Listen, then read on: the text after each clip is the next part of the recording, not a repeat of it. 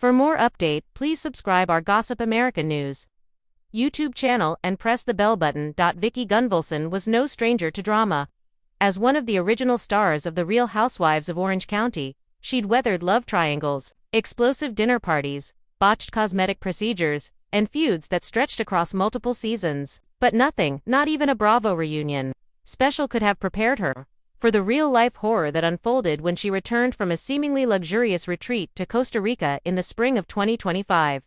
"I thought I was going to detox and drink green juice, not become a science experiment," Vicki later shrieked in an exclusive interview. Indeed, the OG of the OC didn't come back with a tan and Instagram-worthy stories. She came back infested. Not metaphorically, literally. It started subtly. At first, Vicki felt tired. Jet lag, she assumed. Then came the itching. "I thought it was the sheets," she told her housekeeper.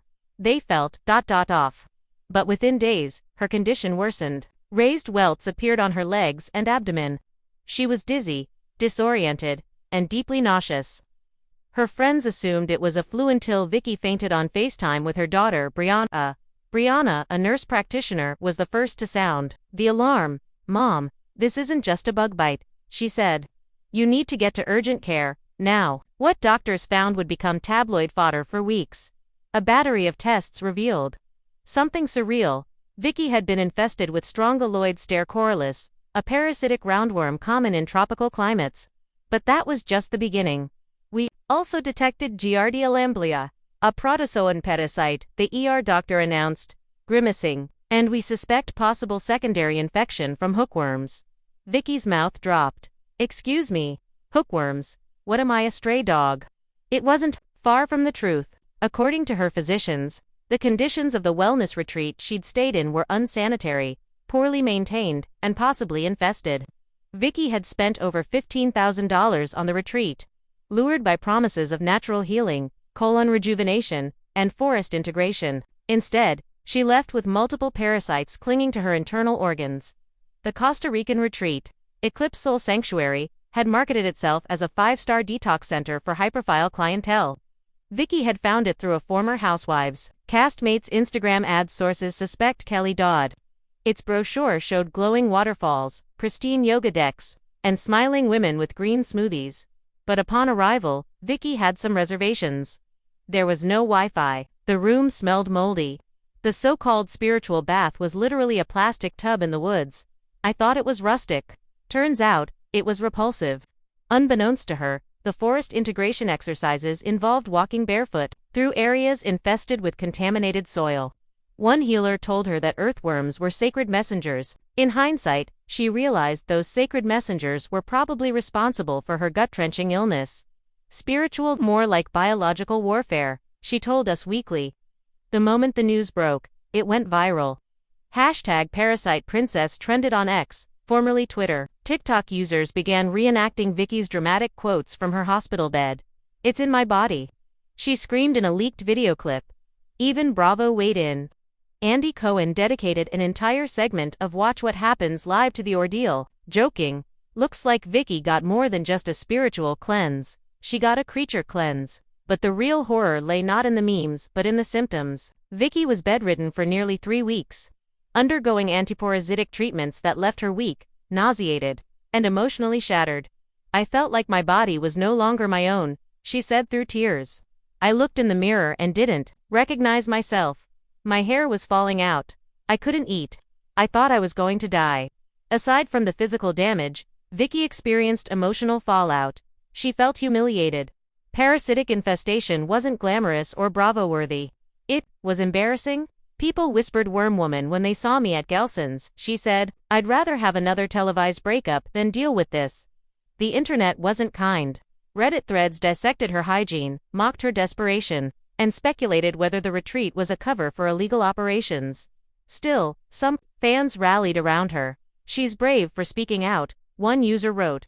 "If this can happen to someone with Vicki's resources, it can happen to anyone." That support helped fuel a decision Vicki never expected to make. She was going to sue. Vicki assembled a team of powerhouse attorneys and launched a $10 million lawsuit against Eclipse Soul Sanctuary. Her claim: gross negligence, endangerment, and emotional distress. Her lawyers allege that the owners falsified reviews, ignored complaints of infections, and used unfiltered water for cleansing rituals.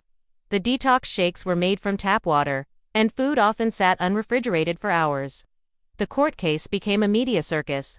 One witness, a former employee of the retreat, testified, "We saw scorpions in the kitchen. The blender had mold. They told us to lie to American clients." Vicki wasn't the only one who got sick. She's just the only one who got famous sick. The retreat's defense: that Vicki had failed to ground herself spiritually, and that parasites were a symbolic manifestation of her inner turmoil. The courtroom burst into laughter. Even the judge had to pause to compose herself, sensing a bizarre public interest in her ordeal. Bravo fast-tracked a limited docuseries titled Parasites and Pinot, Vicki's Road to Recovery. Part healing journey, part revenge tale. It followed her grueling recovery and court case. Vicki agreed. One condition: I want control over the edit. No worms on camera. I mean it. The series was a hit. Viewers were captivated by her honesty and vulnerability. For once, Vicki wasn't the loud, wind-throwing og. She was a woman grappling with trauma, bodily betrayal, and the absurdity of fame. One poignant scene showed her sobbing in her kitchen, staring at a salad and whispering, "Is this lettuce clean? Are there eggs in here?" Slowly, Vicki began to reclaim her health. She turned to holistic experts, real ones, this time underwent colonic therapy, took probiotics, and hired a chef to prepare sterile, safe meals. She journaled obsessively, noting each step of her recovery. But more than that, she found a new purpose. Vicki partnered with global health organizations to raise awareness about parasitic infections. She launched a nonprofit called Gut Check, offering resources for Americans traveling to tropical areas, including hygiene kits and medical alert cards. People think parasites only affect third-world countries, she said at a press conference, but the truth is, they're more common than you think. And if it can happen to a real housewife, it can happen to you. Months later, Vicki returned for the RHOC reunion taping.